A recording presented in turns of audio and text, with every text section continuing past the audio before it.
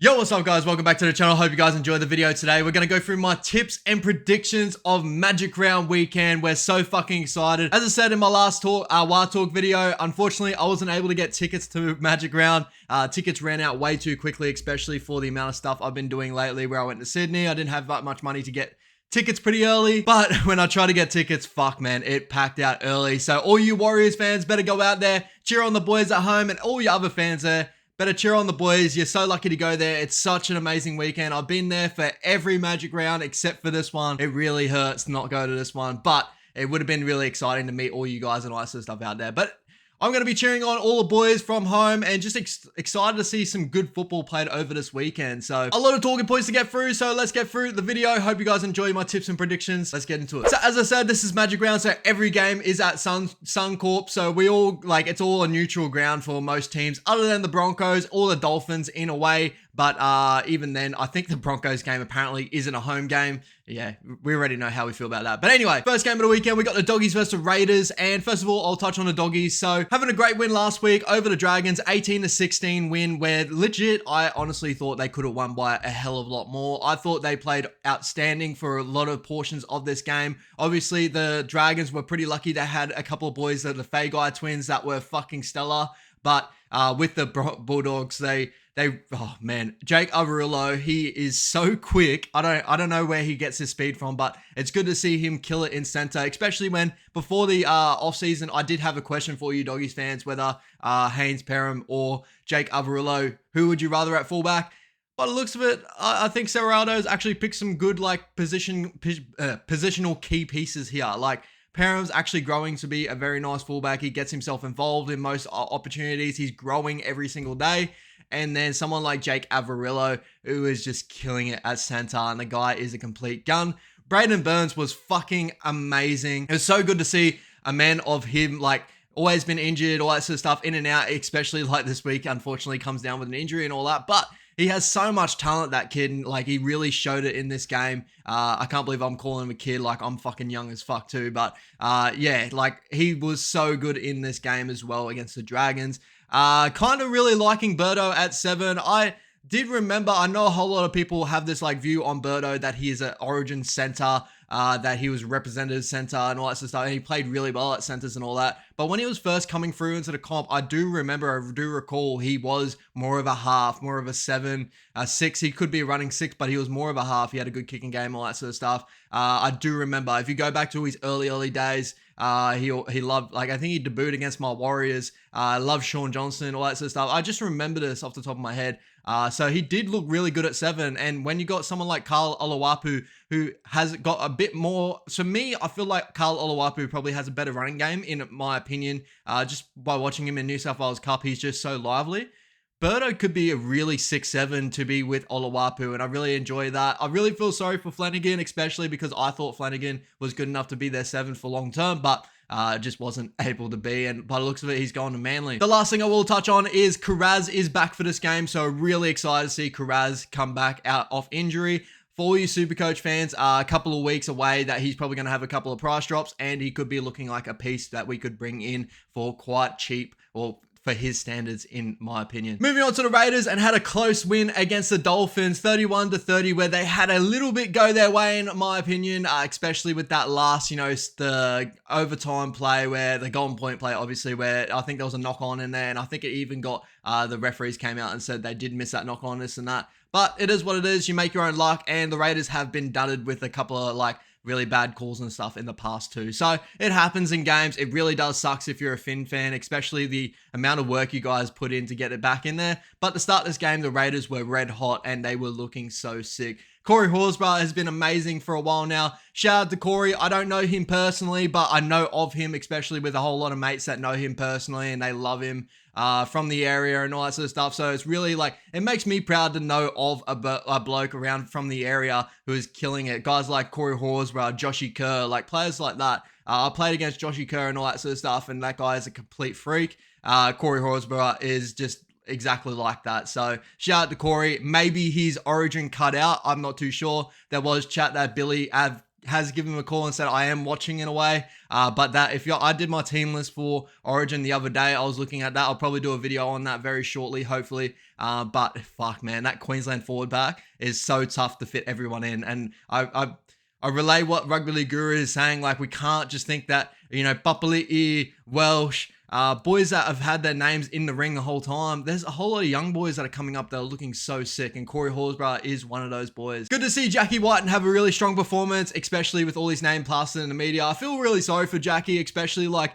when you really dumb it down. This is a game. Like, this is a game of football. I know we all can be very tribal. This is what footy is and what we love and all that sort of stuff. But it is a game at the end of the day, and also it is a workplace for his own opinion. Like, he's just moving to Sydney. I'm guessing there's a whole lot of things that go into it. I'm guessing his family aren't really settled. Like, they want to move out of Canberra, which I can't, I can't dismiss. Like, I've never been to Canberra. I've heard it's cold and all that sort of stuff. And I'm not, I'm not against anyone living in Canberra, but I think there's so much more that goes into decisions there. And what really hurts me is especially the ties in the media, especially around the Raiders, and how they just bombard a player. Like, obviously, exactly what I'm talking about, but man, like, these guys are human beings too, bro. Like, yeah, I can't get it behind that. I understand you got to be tribal and all that sort of stuff, but he's put 15 years into your team, and especially, like, I've seen people come out, he hasn't been playing his best football anyway, and like, oh man, I don't know. It could be good things for both teams here, and I really feel like if the Raiders need to continue forward, they can't just keep relying on someone like a Jack White, and they got to actually breed up some really good, like, they got some young talent waiting there. So surely they can have Brad Schneider will come up in the grade, and then maybe they have someone else coming up. Who knows? So I definitely think it's probably best for the Raiders too, and best for Jackie Whiten, and fuck, it's the best for the Rabbits. I can't believe that. Anyway, the key for the Raiders, especially with every other game, they just got to keep that high octane offloading sort of game through the middle. That's probably where they play their best football. Tomoko has been a fucking amazing lately as well. So and they're 3 on the trot now, the Raiders. So they've had some 3 decent wins. I think they've pipped off the Broncos in there too. Pipped off a very resilient Dolphins team. So yeah, just really good going for the Raiders at the moment. So my tips on this one is going to be the Raiders. I think the Raiders maybe are just a little bit too strong, even though the Doggies are getting back some key pieces now. I'm really excited to see how Oluwapu go for one more run. He's just going to get better and better in the grade. I've watched him in New South Wales Cup. The kid is a fucking stud. So just really keen to watch that. Next game, we've got the Seagulls versus the Broncos. For some reason, Seagulls home game. So take that as you will. I don't know how you want to take that. But first of all, we'll talk on Manly. So a disappointing loss against the Titans last week. They were as flat as what flat can be, if you honestly, in my opinion. 26-10, only scoring 1 try. So that 10 points is really like misleading. Usually you think 10 is like 2 tries with like 1 conversion, something like that. Nah, like it was 1 try and I think 3 conversions on top of that. So very disappointing in this game, especially, I know they had Turbo out and all that sort of stuff, but still they had some key cattle out there like DCE and all that sort of stuff. I know Schuster's still out, but Manly have been really up and down this year. And it's really disappointing to see, especially when you saw from the preseason trials, even though they didn't have Turbo there, they had played such a high octane sort of game. They look really, really good. And just, I don't know, there's something going on there at the moment, especially now the media is flocking around them and it's not looking great. And usually when the media does this to a team, it really does strip apart that team pretty early. It looked like that last year, it did end of last year. Hopefully they can stay resilient, the Manly Seagulls, and continue on, even though personally, they're not my most favorite team in the competition, is what it is, but I do like certain players in that team. One of them being Joshy Schuster. I do think Joshy is a fucking freak of a player. All this thing of like attitude and all that sort of stuff. Again, I can't comment on that. I'm not in the trenches. I don't believe that if me in the trenches, I should not be able to say, fuck, that cunt, like he's not professional. Like, honestly, like all these boys are professional to an extent. Obviously, Joshy seems to be going through a whole lot of injuries and he's had a death of a close friend and all that sort of stuff personally. Obviously, that's going to hit him mentally and he's just not in it this year at the moment, especially like he was killing it in the preseason, got back into really tip-top shape to start the season, and then injury hit him and he's fallen all the way back. So I can understand that. No Jake Trbojevic this week, and he's been probably their most consistent player all the time, every year, it is what it is. But hopefully Turbo is back.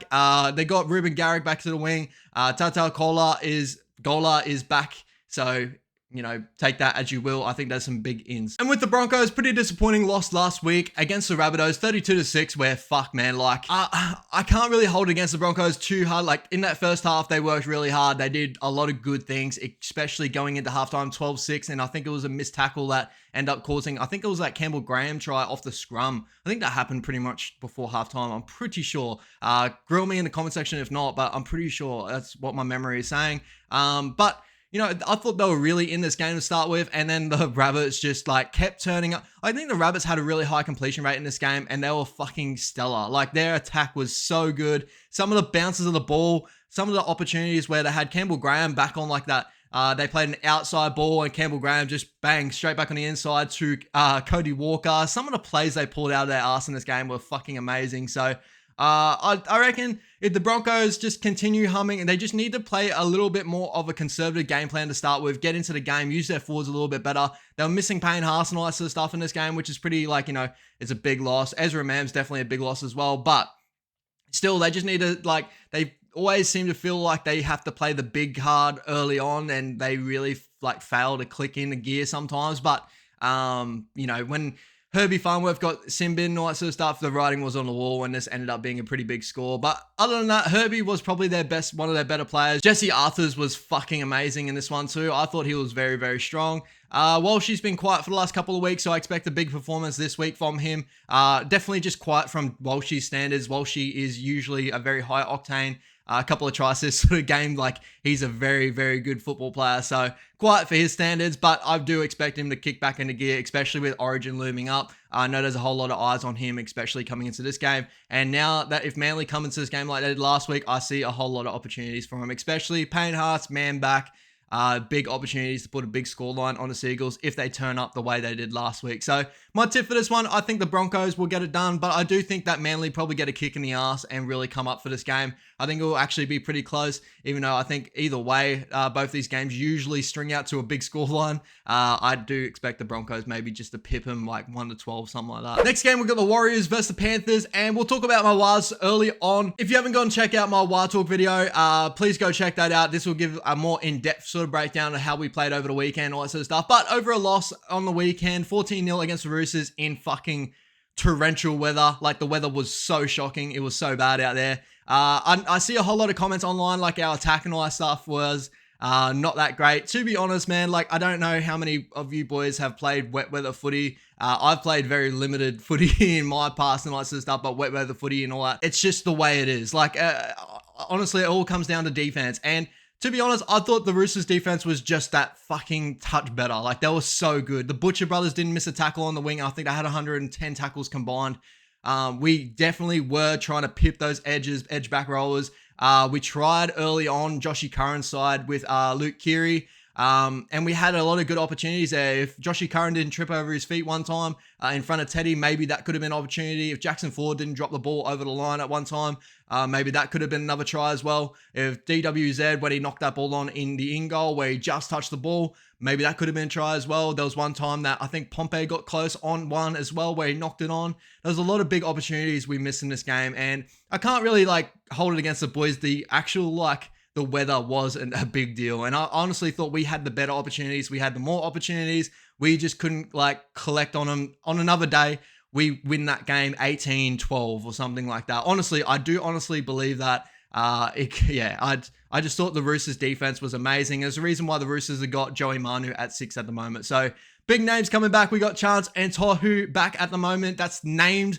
I'm not too sure if that's all confirmed, especially with Chance. I think we still need an exemption for him. That's all the talk around us. I'm not too sure, but it's good to see him named there. If he does play fucking amazing. I know Duabiki is named on our reserves as well, so I feel like that maybe he'll come back even though he's got a niggling little injury going on. Hopefully, if Chance doesn't play, he comes in. He's a stud as well, so I'm pretty happy to see that. Dallin did a good job out back before, but he's a winger. So, if we really showed our attack last week. I thought it wasn't too bad for what it was, but you definitely, there was moments where, Chance, he would have made better opportunities of what happened and stuff like that. It is what it is. And Tohu, who's our captain, our man, Yeah, it's just good to see Tohu back. Hopefully he is back this week. And if not, hopefully he does rest up that knee, because I do want to see him there for long term, because he is a stud and he really helps us in the middle with all those short balls and all that sort of stuff.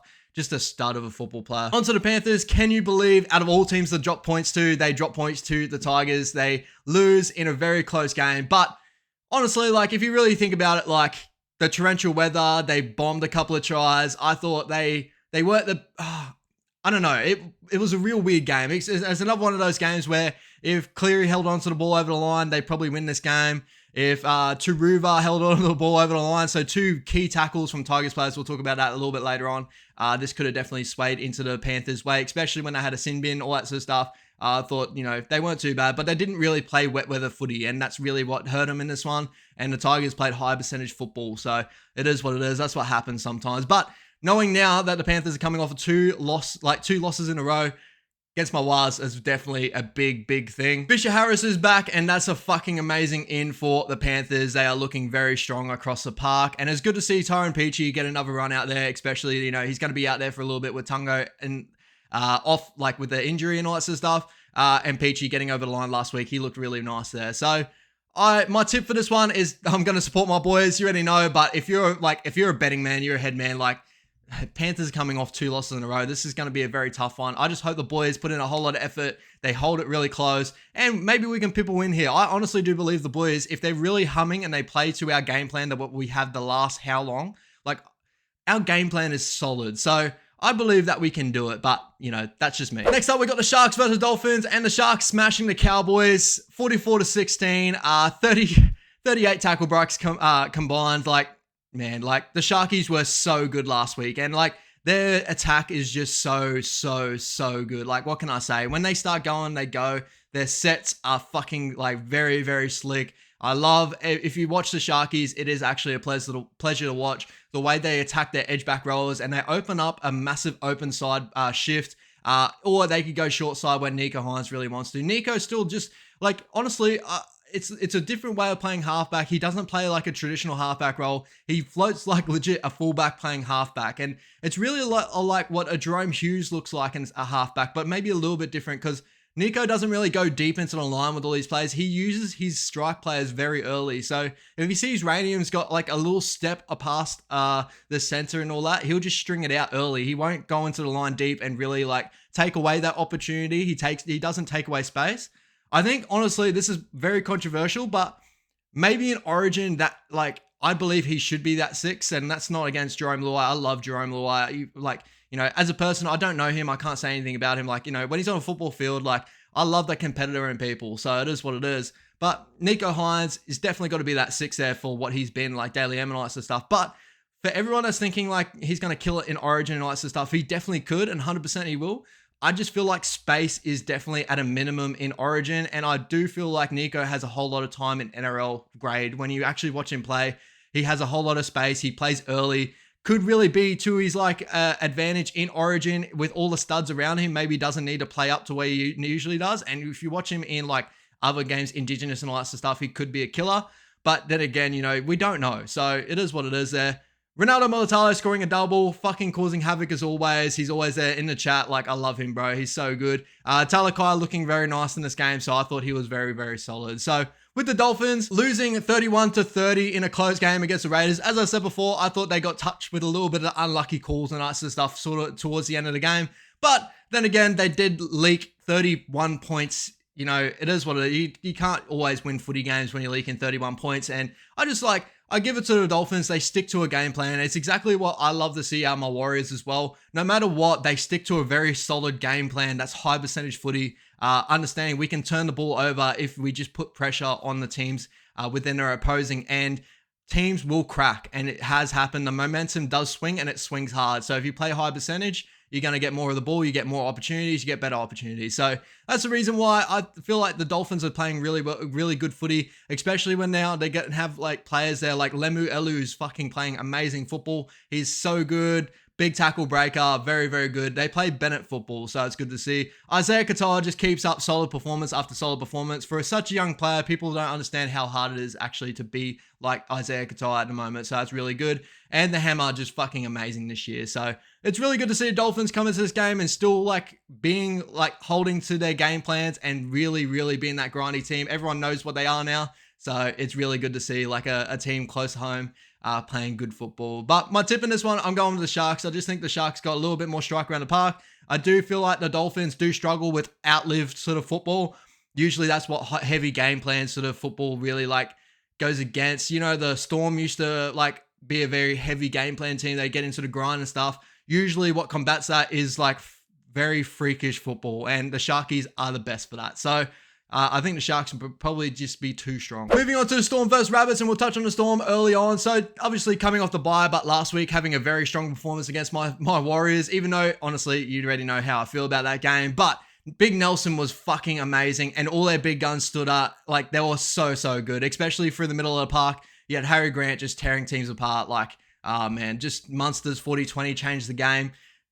So good, man. Like, what can I say? There's not really much else I can talk about. Now they got Nelson starting up front, so it's really good to see the Nelson get back to footy, and fuck, the Storm need him, man. Like, he just bends the line. He creates so many opportunities, and he's got a very quick play the ball, very underrated quick play the ball, which brings on Harry Grant and players like that. So they're a very, very strong team at the moment. I'm very excited to see how they play against a Rabbits team that is humming. Moving on to the Rabbits, obviously they're beating the high-flying Broncos 32-6 in a fucking complete performance. I honestly think this is one of their stronger performances. I thought last week, they beat the Panthers last week. Pretty sure it was the Panthers last week. Very strong performance in that one. I think there's two contrasts to the football. Like in that one, I felt like their defense in that last game was very, very strong. And this one, their defense was strong as well, especially for keeping them 12-6, especially with the amount of opportunities the Broncos had. But their attack was on. I've never seen, like, that was so good from the Rabbits. Like, when you have Latrell putting up bombs and then scoring off that same bomb that you put up, when you have Cam Murray scoring a hat trick, when you got not Cam Murray, fucking Campbell Graham scoring a hat trick, you got Cam Murray just being a beast in the middle, quick platables. Cookie came into the game, Walker was fucking stellar. This team is going to be so hard to beat coming into the later ends of this year. Obviously, Origin is going to be a little bit hard for them, especially with a whole lot of outs, but they're still going to have their halves pairing there and all that sort of stuff. And expanding, like, if Cookie gets that 9 role, which I do expect, who knows? But I think my tip for this one is going to be the Rabbits. I feel like that's a safer way, especially with the form they're in right now.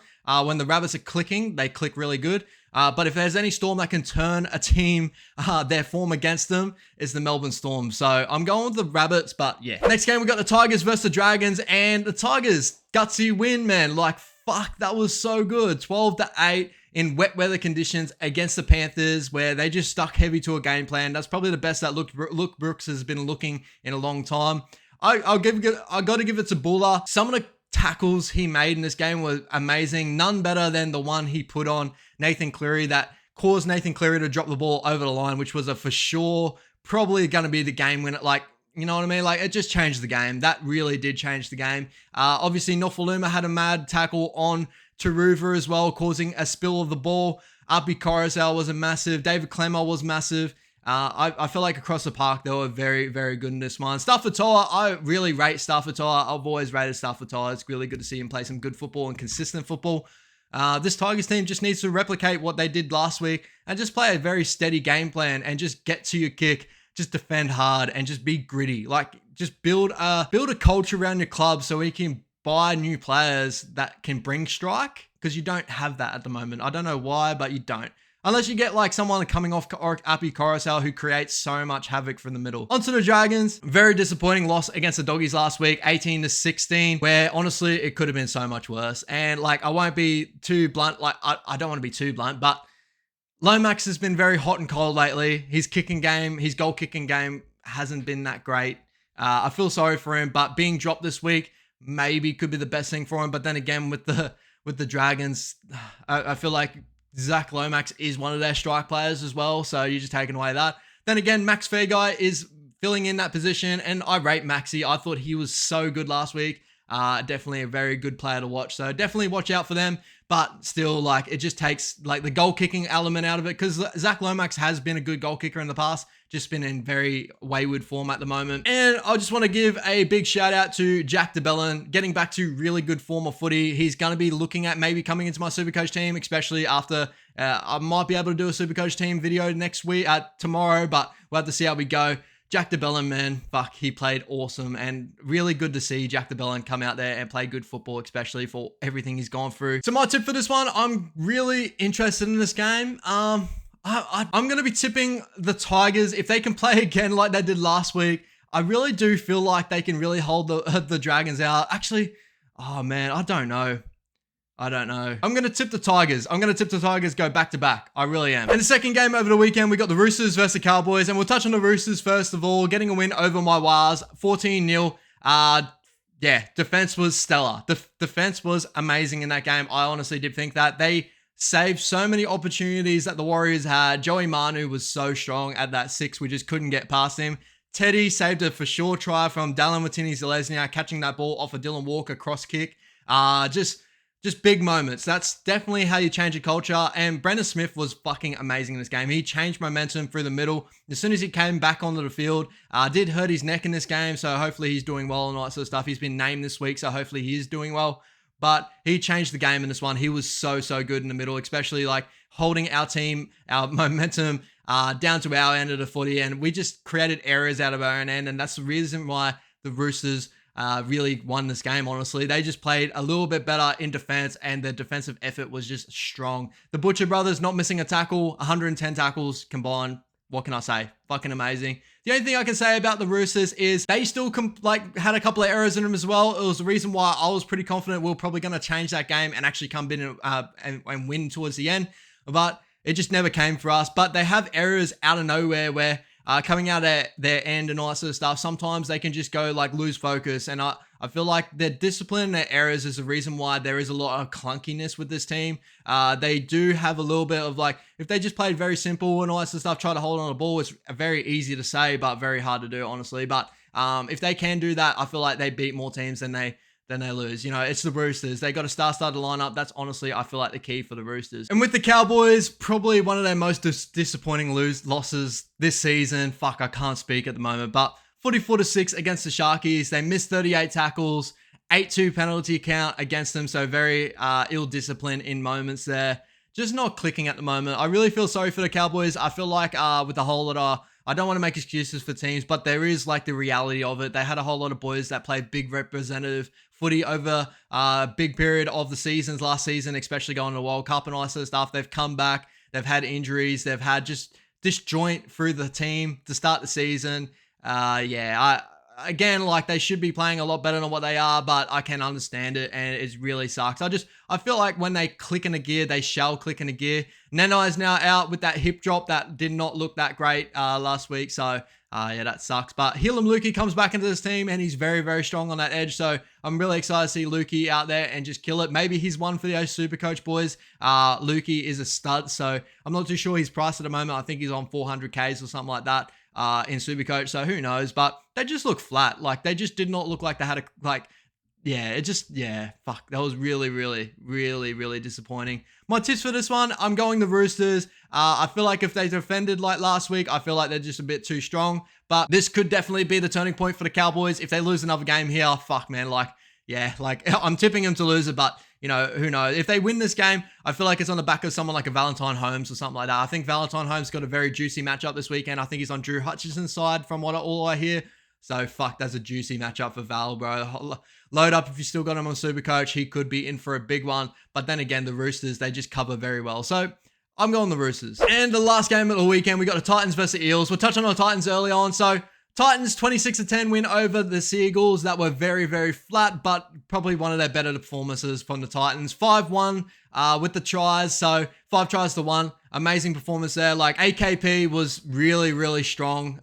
Just really in good try scoring form. But I feel like that's off the back of that left side and how they're like stringing things together. Fafita is so damaging on that edge, especially when you got him running like a fullback play. Like sort of like the way the Panthers used to use kick out where he's on that sweep play. How can you stop that, man? Especially when now we're starting to see Fafita's got that beautiful pass on that outside. It's really tough to defend against. And Kieran Foran's just put him all in the best places at the moment. So it's just really good to see a Titans team starting to click into gear. Hopefully consistency, this is their biggest problem, is if they can back it up this week and play like that against an Eels team that could be very, very strong in this matchup. But Brimo injured in this one. Very, very disappointing for Brimo, especially I'm a massive Brimo fan. I think Brimo is fucking stellar. I think he's really, really underrated. But injuries is definitely one of the things that holds him back a lot. So Jaden Campbell in. Jaden Campbell, you don't really miss much there. He's so good. Like, he is such a stud as well. So it's just crazy. One person I've been very impressed of the last couple of weeks is Chris Randall. He's been so good in this game. 49 tackles in this one. He just, a lot of work in the middle, and just, he looks like he's a very good, like, attacking hooker as well. Last week he showed that where he was just breaking teams apart. Like, he looked very, very good. And the last one I want to touch on is Mo Fotuaika. He's got to be in some sort of origin form right now. And this is what I mean about this Queensland team. There is players that are playing fucking amazing football, but I know how Queenslanders work. We go off mentality and like performances mentally and all that sort of stuff. And Mo Fotuaika, he's been up and down, but this year he's his most consistent year. I think he's ready. He's played Origin before. I rate Mo. If Mo gets it all together, Mo is a freak. 200 meters in this game, just he's a complete stud. And you really see with the Titans, a lot of their like times where they do lack behind is usually when Tino and Mo come off the field and they use their forward rotation. They just lack a little bit there. So Mo and Tino, you just see how vital they are for the Titans, to be honest. And with the Eels, pump the Knights 43-12 in just an absolute killing. It could have honestly been up to the 60s, 70s range. Like, they bombed so many tries, but they also just were so good in moments. The Knights missed 61 tackles in this one. Man, like, fuck. That's such a crazy performance, honestly. Both teams, not great completion rates. 67% for the Eels. But then again, if they clicked on like probably 80%, 75%, they'd probably put like 70 points on the Knights. And I'm being completely honest here. Like, they bombed so many tries in this game. It was so crazy. But the spine, when they click, they're so hard to stop, especially now when they got like Hopgood and Junior Paulo connecting in the middle. There was a moment in this game I do want to touch on is the Junior Paulo like one-man cutout ball to Hopgood, where Hopgood hit that hole, almost found his way all the way to the try line. But now you're seeing like that mixed together between two amazing, great ball-playing forwards. Like, Hopgood's got probably one of the best offloads in the game. Honestly, like, by form, I feel like he's probably got the best offload in the game. Like, if you watch him play, he'll get three-man on him, bring him to the ground. He's almost parallel with the ground and just pops this little, like, offload off. And then you see Gutho and all those boys come into this game. I feel like, honestly, Brad Arthur, stop making it so hard for yourself. Rotation-wise, Hopgood has got to be playing. Like, Hopgood's got to play some decent minutes. I feel like he's got to start. I feel like Maddo is your strike player. You can bring him on through the middle in the middle rotation, but Hopgood's got to be there for as much as you can, because Junior and Hopgood, when they work together strong. And then you got Maddo there, who's got a really nice offload to him as well. And that, I feel like that's how that team works. You just got to put all your studs in there and try to mix them around that. Hopgood for me is just, he's a grit grinder, but also has got this little bit of class to him. I'm really, really impressed with Hopgood this year. He's so good. Benassini on that left edge was fucking stellar as well. He bathed the Knights in this one. Really caused havoc for Kalen and all that sort of stuff. I feel sorry for Kalen, but fuck, that game was very tough. My tip for this one, last one for the video, I'm going the Eels in a cracker. I think this is actually going to be a very strong game. I know the Titans will be up to this one only because they now coming off a win against Manly, but they had probably their most disappointing loss this season against the Finns. I feel like they have to be up for this one. Like, if they're going to have to change the mentality as club, they have to be up against this Eels team. Not even like, they don't even have to win this one. I'm not trying to be like that, you know, like, oh, it's good to not win nights and stuff. But like, honestly, if they keep this close against the Eels and make it a really grindy affair, I'd be really impressed with the Titans, and I feel like they'll be turning a corner. If they fall away and it's a very high scoring game, I feel like the Titans are just doing Titans things. So that's my honest opinion. I think the Titans, I'm going to tip the Eels in this one in a cracker. I feel like it's going to be a very close, like, I feel like there may be very high scoring points in this one, but yeah, I feel like the Eagles are going to win this one. So you guys, hope you guys enjoyed the video. Please make sure you comment down below your tips for the weekend or your thoughts on any team coming into this weekend, all that sort of stuff. I'm definitely very excited to see the measuring stick game that we have against the Panthers, especially coming off a 2-loss win streak, like 2 losses.